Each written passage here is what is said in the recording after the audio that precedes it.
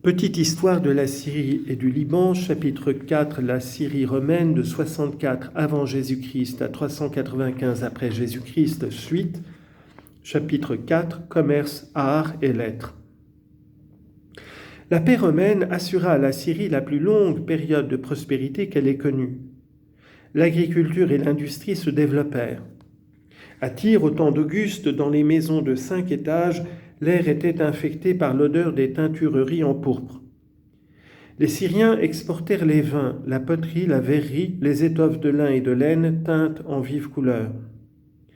Ils bénéficièrent aussi du transit que favorisa la construction des voies romaines. Par ces routes, les parfums et les épices venaient de la mer Rouge à Pétra, puis à Damas ou à Gaza. D'autres caravanes traversant le désert depuis le golfe Persique aboutissaient à Palmyre. À Palmyre, les produits étaient transbordés sur des chariots. À l'entrée et à la sortie de la ville, ils étaient soumis à un octroi dont le tarif gravé sur pierre a été retrouvé. Les esclaves, l'huile parfumée, les amandes de pin, les laines teintes y sont mentionnées, à côté des pots, de la graisse provenant des troupeaux du désert et des objets de consommation destinés à la ville, blé, vin, viande, salaison, habits, chaussures. Les Syriens convoyaient leurs marchandises à l'étranger. Ils tenaient des comptoirs dans les grandes places de commerce, à Délos au IIe siècle avant Jésus-Christ, plus tard à Puzzol et à Rome. Dans la capitale, s'il faut en croire les satiriques, affluaient aussi de Syrie des joueuses de flûte et tout le personnel, mendiants et astrologues, du paganisme oriental. Malgré cette émigration d'ailleurs restreinte, la Syrie atteignit alors sa plus forte population, environ 7 millions d'habitants. Les empereurs plus généreux que les Séleucides contribuèrent à la construction de temples, de théâtres, d'amphithéâtres, de châteaux d'eau, de colonnades. Les ruines de Palmyre, de Baalbek, de Djerach en Transjordanie donnent une idée de cette magnificence. L'enceinte sacrée de Baalbek, l'ancienne Héliopolis ou ville du soleil, mesure 300 mètres de long sur 200 mètres de large. Elle contenait 2 temples. Il faut traverser 2 vastes cours pour atteindre les 3 colonnes hautes de 19 mètres qui marquent l'emplacement du temple de Jupiter héliopolitain. Ces murs sont détruits, mais il reste les premières assises, entre autres le fameux Triliton, assemblage de 3 blocs gigantesques, longs chacun de plus de 19 mètres sur 4 mètres de haut et 3 mètres d'épaisseur. Moins grandiose, le temple de Bacchus a conservé une partie des colonnades corinthiennes qui l'entouraient. Ces murs portent de fines sculptures, branches de lierre ou de vigne, ciselées dans la pierre. Les architectes qui élevèrent les temples gigantesques de Baalbek, de Damas, l'enceinte de ce dernier mesurait 380 mètres de long sur 310 de large, des portiques de Palmyre étaient vraisemblablement syriens. Ce fut un Syrien, Apollodore de Damas, architecte de l'empereur Trajan, qui le premier bâtit un pont sur le Danube. La littérature et la philosophie furent cultivées dans les villes principales. On peut citer l'historien Flavius Joseph au 1er siècle après Jésus-Christ, qui raconta la révolte des Juifs et la ruine de Jérusalem. Le philosophe Lucien, originaire de Samosate au 2e siècle après Jésus-Christ. Les juristes Papinien et Ulpien, ce dernier originaire de Tyr. C'est à leur époque, au début du IIIe siècle, que remonte l'école de droit de Bérite, c'est-à-dire Beyrouth, qui fut célèbre du IVe au VIe siècle.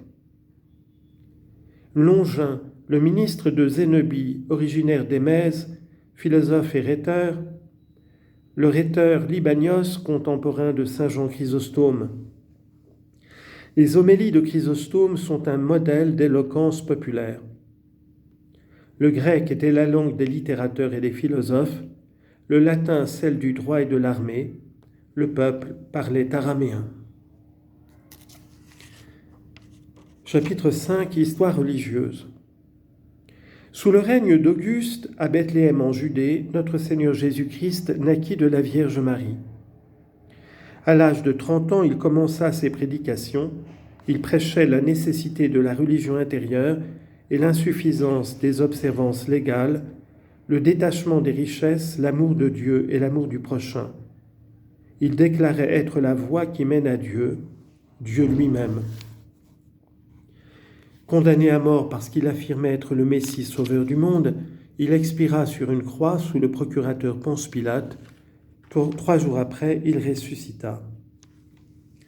Aussitôt, ses disciples annoncèrent sa divinité et prêchèrent sa doctrine.